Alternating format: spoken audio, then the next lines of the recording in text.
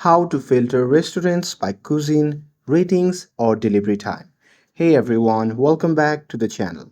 In today's video, I'm going to show you how to filter restaurants by cuisine, customer ratings, or delivery time. So now without further ado, let's get started.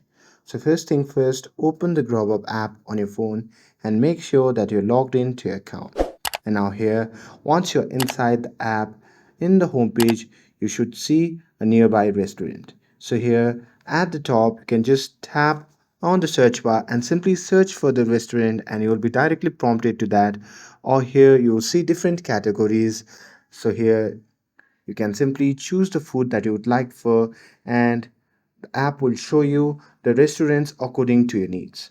Now here you can use different filters with this. So here if you tap on the filter icon after searching for certain things, and here at the pop-up menu you can see different options to filter it. So here you can sort by distance, you can sort it by the fastest route, and here you can simply choose by the stars ratings and the restaurants that are open now, or the restaurants that take time. And that's it. By choosing or ticking these options, you can simply filter out and choose the restaurant that you like on the Grubhub app. And that's it.